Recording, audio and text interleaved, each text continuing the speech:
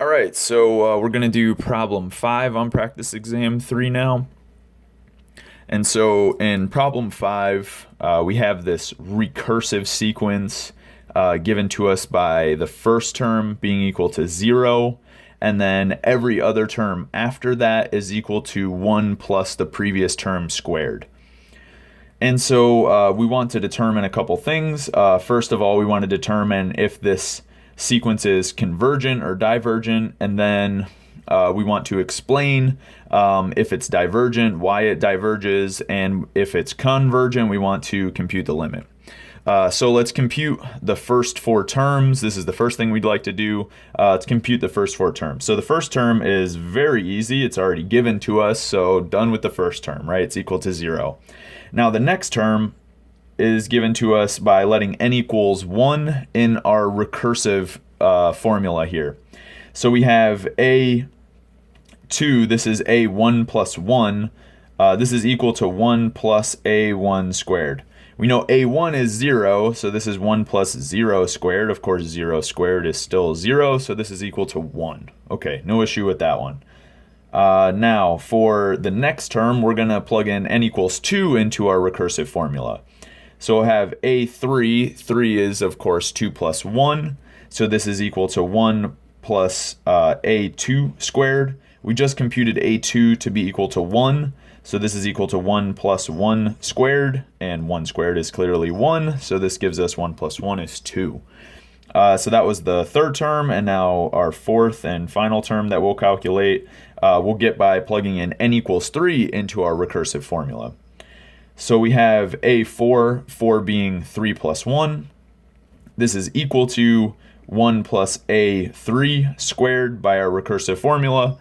We just computed a3, it's equal to 2. So this is 1 plus 2 squared. 2 squared is 4. So this is equal to 5. Okay, and so it looks like our series is increasing, and it looks like from the recursive formula that it will increase at a faster and faster rate, right? As an gets larger, then an plus 1 is that much larger than an. So the claim is that this will increase at a faster and faster rate, and due to that fact, this sequence will actually diverge. And so the way that I'm going to show that this sequence will diverge is I'll show that it's larger than something that we know diverges. So this is the claim, right? I'll use induction to prove the claim. So this is the claim. So I know that a1 is equal to 0. Okay, that's easy enough. So that's my base step of my induction. Okay. For the induction hypothesis, what I'm going to do is assume that ak is greater than or equal to k minus 1 for some k. Okay, this is the induction hypothesis. Okay, this is clearly satisfied for all of these values that we've computed, right? You can check them.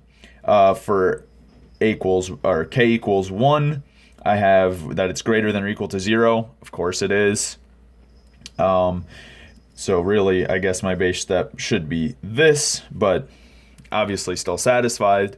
For the next one, that needs to be greater than or equal to 1. Well, it's equal to 1. For the next one, it needs to be greater than or equal to 2. Well, it's equal to 2. For the next one, it only needs to be greater than or equal to 3. But it's equal to 5. So that also is satisfied. So in fact, we can even assume that this k is greater than or equal to 4. We know it holds up until 4. We can actually assume it's greater than or equal to 5, but it doesn't really matter. 4 will be more than enough. And since we're assuming that k is greater than or equal to 4, and really it's not an assumption, we've already shown that those cases are satisfied. This will come up later. I'll use the fact that in this case, k squared is greater than or equal to 4 times k. Right, and this is coming from the fact that k is greater than or equal to 4, so you can just use that fact to prove k squared is greater than equal to 4k. All right, so now the next step in my induction is I need to prove that this inequality persists to the next term. So what I mean by that is I need to prove that for the k plus first term, I have that this is greater than or equal to, well, instead of k, I have k plus 1. I'm still subtracting the 1, just as I do there. And so k plus 1 minus 1 is, of course, equal to k. So I need to show that this persists to the next term. And so that's exactly what I'll do. And I'll do that by using the fact that k squared is greater than or equal to 4k. And so you'll see how that fact is used in just a second. I know a relation between ak plus 1 and ak, and it comes to me by the recursive formula. So I know that ak is equal to 1 plus I know that ak plus 1 is equal to 1 plus ak squared, right? This is exactly just the recursive formula, but with k substituted for n. Okay, and what I know about ak is I'm assuming that it's greater than or equal to k minus 1. And so I know that this quantity is greater than or equal to 1 plus k minus 1 squared, right? Because if ak is greater than k minus 1, then ak squared is greater than k minus 1 squared. Okay, so let's work this out and see that this quantity is actually greater than k. This is what we want to show. So the way that we're going to do this is first by expanding this quantity. So this stuff here, right, this is equal to 1 plus, I expand it and I get k squared minus 2k plus 1, right? This is, of course, just 2 plus k squared minus 2k. All right, so this is where we're at. We know that ak plus 1 is greater than this quantity, but how can we compare this quantity to k? Well, it turns out that it's larger, and the reason that it's larger is because I know that k squared is greater than or equal to 4k. So I can write an additional inequality here. This stuff is larger than 2 plus, instead of writing k squared, now I want to write 4k.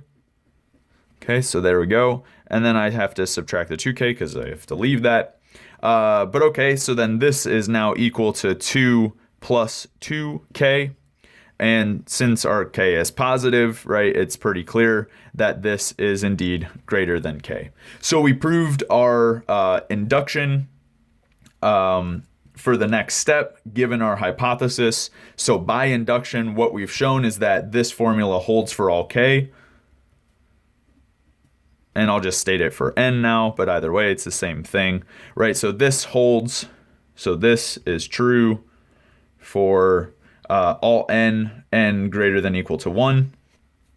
Okay, and so what I just showed is that the terms in our sequence are always larger than n minus 1. And we can say something very simple about this sequence n minus 1. And of course, as n goes to infinity, n minus 1 goes to positive infinity. Okay, and so what I'm showing is that this sequence here is divergent, right? The sequence, so that's a term from the sequence, but the sequence itself is divergent. And so what I have is this comparison. This sequence is always smaller than the sequence that I'm concerned with. And so by divergence of this thing, this sequence will also diverge, right? So therefore, the limit of an as n goes to infinity is also positive infinity. And so our sequence of an's is divergent. Okay, so that is the 5th problem on the practice exam. And so in the next video, we'll go to the 6th problem on the practice exam.